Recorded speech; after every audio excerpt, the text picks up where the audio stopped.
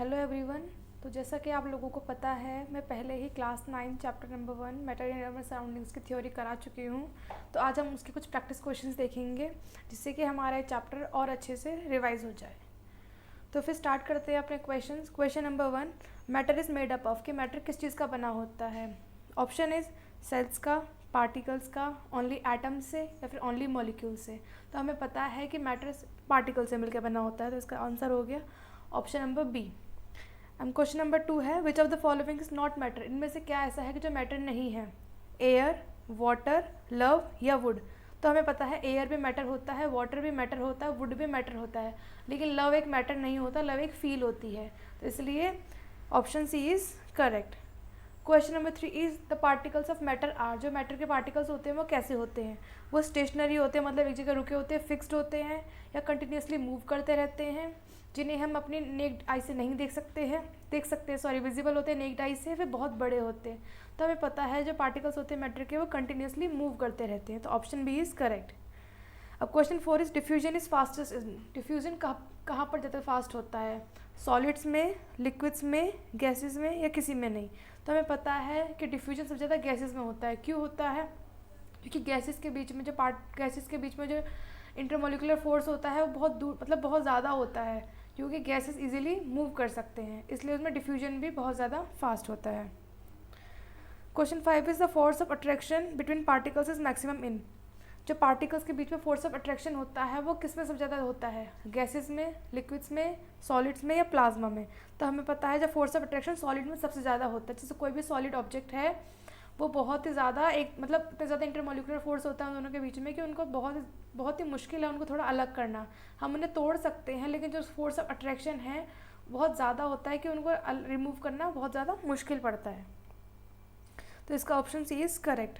Question 6 है, which state has a definite shape and volume, ऐसी कौन सी स्टेट है जिसका डेफिनेट शेप होता है और वॉल्यूम होता है। गैस का, लिक्विड का, सॉलिड का या प्लाज्मा का। तो हमें पता है जो सॉलिड होता है उसका डेफिनेट शेप होता है और वॉल्यूम होता है। जैसे कोई भी सॉलिड ऑब्जेक्ट ले लो, जैसे ईयरफोन्स ले लो, तो इसका डेफिनेट शेप है और डेफिनेट वॉल्यूम है, तो इसका ऑप्शन सी हो गया। Question 7 is liquids have, liquids में क्या होता है। डेफिनेट शेप होती है, डेफिनेट वॉल्यूम होती है, नीदर शेप नॉर वॉल्यूम, और डेफिनेट शेप एंड वॉल्यूम। तो हमें पता है लिक्विड्स का क्या होता है, डेफिनेट वॉल्यूम होता है कि लिक्विड को हम किसी भी कंटेनर में डालेंगे, जैसे एक ग्लास है, ग्लास में पानी है, उसको हम एक कटोरी में करेंगे उतने ही पानी को, तो उसका ये नहीं होगा कि उसका शेप चेंज हो जाएगा, शेप ऐसा ही रहेगा, उसका वॉल्यूम भी सेम रहेगा। डेफिनेट वॉल्यूम होता है कि अगर 1 लीटर पानी है किसी ग्लास या किसी बर्तन के अंदर, तो हम उसे दूसरे बर्तन में डालेंगे तो वो 1 लीटर ही रहेगा, 1 लीटर से कम नहीं होगा, मतलब उसका वॉल्यूम डेफिनेट है। Question number 8, gases are, gases कैसी होती है। हाईली कंप्रेसिबल होती हैं, इनकम्प्रेसिबल होती हैं, रिजिड होती हैं, फिक्स्ड होती है शेप में। तो हमें पता है कि गैसेज होती है हाईली कंप्रेसिबल होती है। जैसे ऑक्सीजन सिलेंडर्स होते हैं उनके अंदर गैसेज ही भरी होती है, या फिर जो घर में हमारे LPG आती है वो भी गैसेज होती है, लिक्विफाइड पेट्रोलियम गैस, वो भी हाईली कंप्रेसिबल होती है, तभी तो उसको सिलेंडर में भर के रखा जा सकता है। क्वेश्चन नंबर 9, ऐसा unit of temperature is, temperature की ऐसा यूनिट क्या होती है। तो हमें पता है क्या होती है, केल्विन होती है, तो option B is correct. Question number 10, 0 degree Celsius equals, 0 degree Celsius किसके इक्वल होता है। 100 केल्विन के, 273 केल्विन के, 373 केल्विन के, फिर 0 केल्विन के। तो हमें पता है कि 0 डिग्री सेल्सियस किसके इक्वल होता है, 273 केल्विन के, तो option B is correct. Question 11 is boiling point of water is, पानी का बॉइलिंग पॉइंट कितना होता है। 0 degree Celsius, 50 degree Celsius, 100 degree Celsius या 273 डिग्री सेल्सियस। अगर हम पानी को 100 डिग्री सेल्सियस पर रख देंगे तो पानी वो बॉईल होना स्टार्ट हो जाएगा, तो वही होता है बॉइलिंग पॉइंट, तो इसका option C is correct. Now question 12, melting point of ice is, ice का मेल्टिंग पॉइंट मतलब आइस किस टेम्परेचर पर मेल्ट होना स्टार्ट कर देती है। 0 डिग्री सेल्सियस पर, 100 डिग्री सेल्सियस पे, 273 डिग्री सेल्सियस पे, -100 डिग्री सेल्सियस पे। तो हमें पता है इसका आंसर क्या होगा, 0 डिग्री सेल्सियस, तो option A is correct.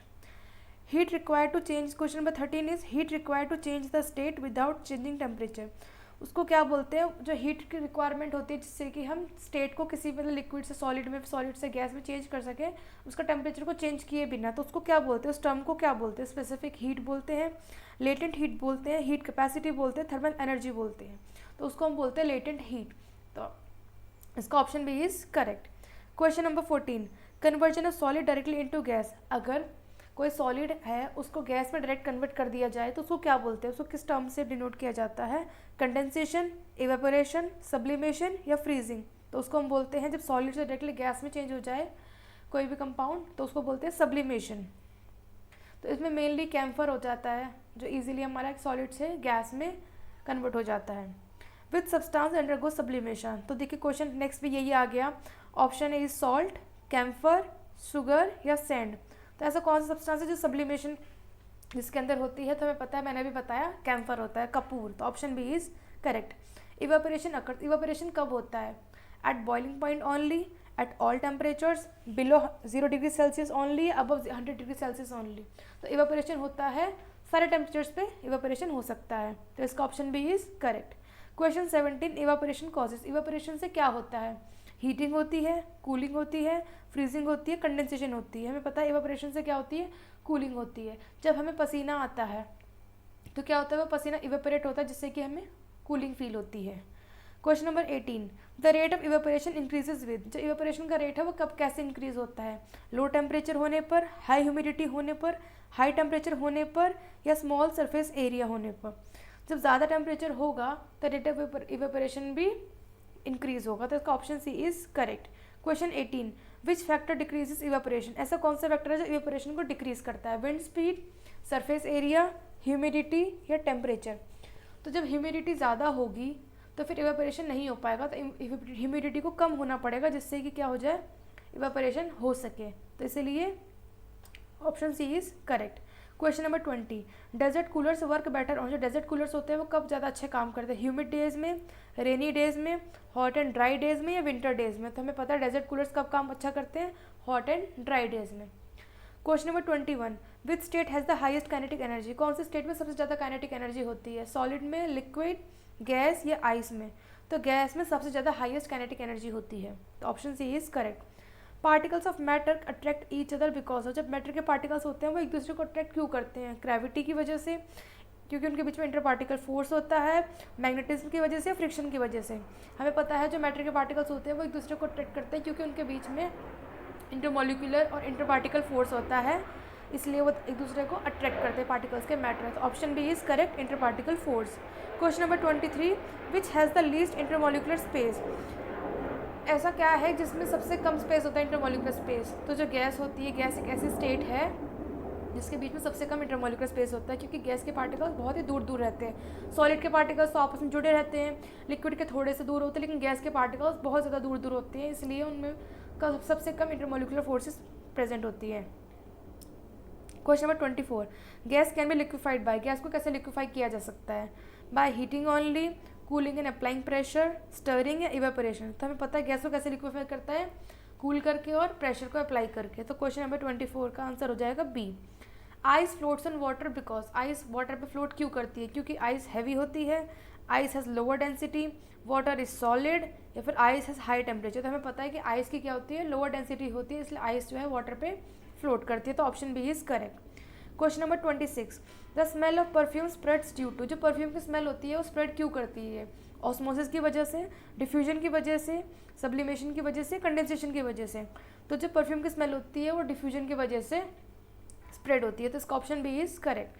Question number 27, which state of matter fills the entire container, ऐसा कौन सा स्टेट ऑफ मैटर है जो पूरे कंटेनर को फिल कर देता है, जैसे कि सॉलिड, लिक्विड, गैस या आइस? तो हमें पता है गैस, जैसे कि मैंने बताया था एलपीजी सिलेंडर्स होते हैं, ऑक्सीजन सिलेंडर्स होते हैं, ये पूरे के पूरे जो गैस ही हैं, ये पूरे कंटेनर को, मतलब पूरे सिलेंडर को फिल कर सकती हैं, तो इसका option C is correct, gas. Question number 28, a wooden table is called a solid because, wooden table को सॉलिड क्यों कहा जाता है? बिकॉज ये हैवी होती है, इसका फिक्स्ड शेप एंड वॉल्यूम होता है, ये फ्लोज करती है, फिर मेल्ट हो जाती है इजीली। वुडन टेबल को सॉलिड इसलिए बोला जाता है क्योंकि वुडन टेबल का एक फिक्स्ड शेप है और फिक्स्ड वॉल्यूम है। ऐसे तो है नहीं कि वॉल्यूम उसका कभी बढ़ रहा है कभी घट रहा है, उसका फिक्स्ड शेप होता है कि टेबल है वो टेबल ऐसे की ऐसे ही रहेगी और वॉल्यूम उसका सेम रहेगा, तो इसका option B is correct because it has fixed shape and volume. Question number 29, which of the following has the maximum density, अब मैक्सिमम डेंसिटी किस में होती है? एयर में, वाटर में, आयरन में या कॉटन में?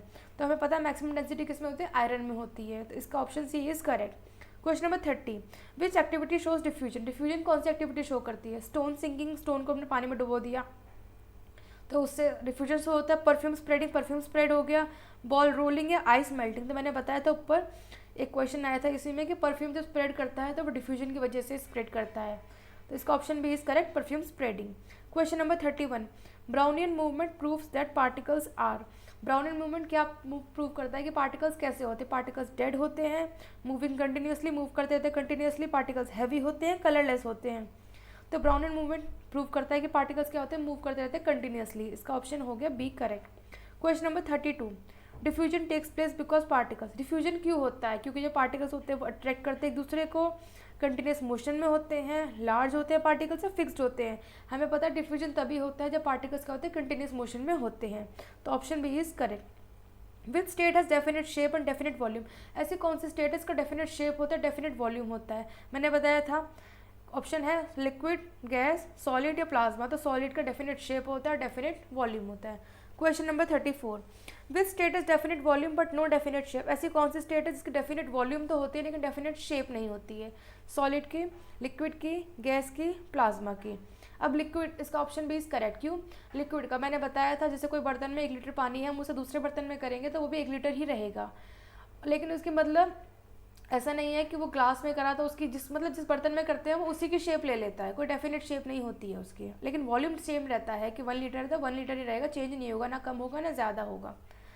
Question number 35, which state has neither definite shape nor volume. ऐसी कौन सी स्टेट है जिसका डेफिनेट शेप भी नहीं होता, डेफिनेट वॉल्यूम भी नहीं होता? सॉलिड, लिक्विड, गैस या आइस। तो हमें पता है गैस का ना ही डेफिनेट शेप होता है ना ही डेफिनेट वॉल्यूम होती है, तो option C is correct. Question number 36, gases are. Gases कैसी होती है? हाईली कंप्रेसिबल होती हैं, रिजिड होती हैं, फिक्स्ड होती है शेप में, इनकम्प्रेसिबल होती हैं। तो गैसेज हमें पता है कि हाईली कंप्रेसिबल होती है, गैसेज को हम कंप्रेस करके रख सकते हैं, स्टोर कर सकते हैं कंप्रेस करके, तो इसलिए गैसेज आर हाईली इनकम्प्रेसिबल। तो option A is correct. Solids are rigid because. Solids rigid क्यों होते हैं? बिकॉज पार्टिकल्स बहुत दूर दूर होते हैं, उनके बीच में स्ट्रॉन्ग इंटरमोलिकुलर फोर्स होता है, वीक फोर्स होता है, कि पार्टिकल्स नहीं होते हैं। तो हमें पता है सॉलिड्स रिजिड इसलिए होते हैं क्योंकि उनके बीच में स्ट्रॉन्ग इंटरमोलिकुलर फोर्स प्रेजेंट होता है। तो option B is correct. Liquids can flow because. Liquids क्यों फ्लो कर सकते हैं? क्योंकि पार्टिकल्स फ्रीली मूव करते हैं, स्ट्रॉन्गेस्ट अट्रैक्शन होता है लिक्विड्स में, कोई अट्रैक्शन नहीं होते हैं, कोई पार्टिकल्स नहीं होते हैं। तो हमें पता है लिक्विड्स फ्लो इसलिए कर सकते हैं क्योंकि लिक्विड में जो पार्टिकल्स होते हैं वो फ्रीली मूव करते हैं। तो option A is correct. Question number 39, which state is maximum kinetic energy. ऐसा कौन सा स्टेट है जिसमें सबसे ज़्यादा काइनेटिक एनर्जी होती है? सॉलिड में, लिक्विड में, गैस में या आइस में? तो मैंने बताया था कि गैस में सबसे ज़्यादा काइनेटिक एनर्जी होती है, तो option C is correct. Question 40, ये रिपीट क्वेश्चन है। Question 40, which state fills the entire container. Question A is solid, option A is solid, liquid, gas या आइस। तो ऑप्शन सी इज करेक्ट, जो gas है वो पूरे कंटेनर को fill कर देती है। Question number 41, which state has the least density generally. सबसे कम डेंसिटी किस में होती है? सॉलिड में, लिक्विड में, गैस में या आइस में? तो आइस में सबसे कम डेंसिटी प्रेजेंट होती है, तो option C is correct. Now question 42, melting क्या होता है? सॉलिड का लिक्विड में चेंज होना, लिक्विड का गैस में चेंज होना, गैस का लिक्विड में चेंज होना या लिक्विड का सॉलिड में चेंज होना?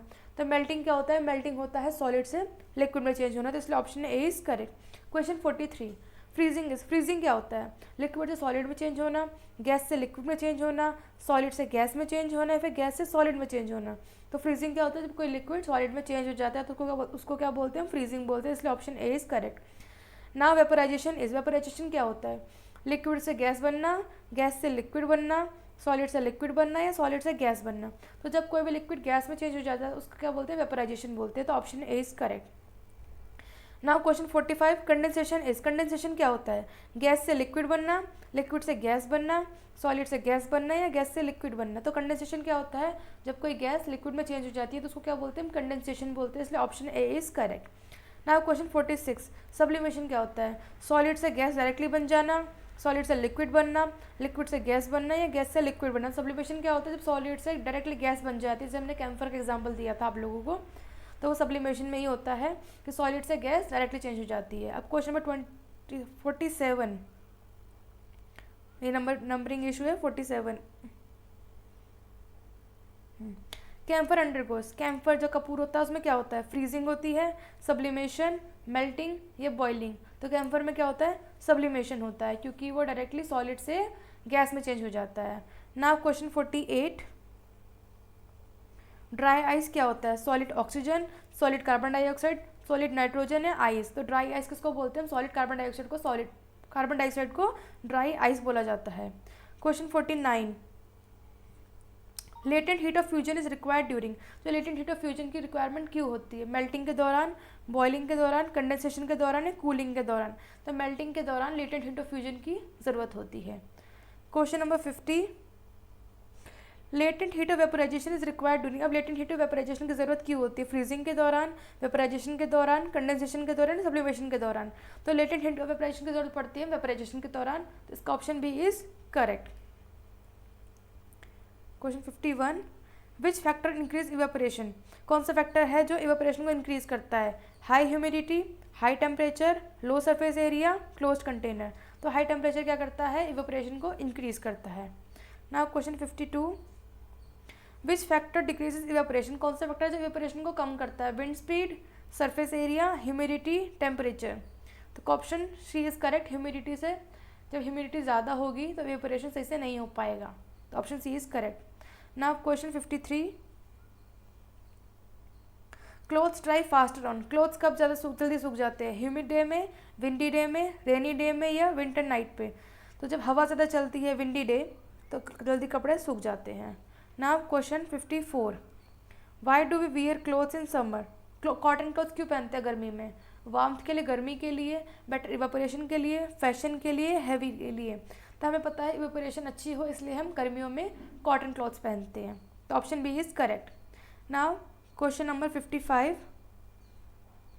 Earthen pot keeps water cool because of, जो मटका होता है वो पानी को ठंडा क्यों रखता है? फ्रीजिंग की वजह से, इवापोरेशन के लिए, कंडेंसेशन की वजह से, मेल्टिंग की वजह से? तो इवापोरेशन होता है इसलिए अर्थन पॉट जो मटका होता है उसके अंदर पानी ठंडा रहता है, तो option B is correct. Now question 56, acetone क्या इवेपोरेट करता है? एसीटोन कैसे इवेपोरेट होता है? स्लोली, क्विकली, नेवर या सिर्फ हीट करने पे? तो हमें पता है एसीटोन जो नेल पॉलिश रिमूवर भी होता है, अगर आप उसको अपने हथेली पे, अपने पाम पे रखेंगे तो वो तुरंत ही इवेपोरेट हो जाएगा, तो इसका option B is correct, quickly. ना 57, which properties allows LPG to be stored in cylinders, ऐसी कौन सी प्रॉपर्टी है जो एलपीजी को अलाउ करती है कि उसको सिलेंडर में स्टोर किया जा सके? Compressibility of the gas, compressibility of gas, rigidity, hardness या डेंसिटी? तो मैंने बताया था कि गैस इतनी ज़्यादा कंप्रेसिबल होती है कि उनको सिलेंडर में स्टोर किया जा सकता है, इसलिए इसका option A is correct, compressibility of gas. Now question 58, liquefaction of gases is done by, liquefaction कैसे होता है गैसेस का? हीटिंग पे, cooling and applying pressure, stirring and evaporation? Liquefaction हो सकता है जब कूल करते हो, प्रेशर अप्लाई करते हैं तो लिक्विफिकेशन हो सकता है, तो ऑप्शन बी इज करेक्ट।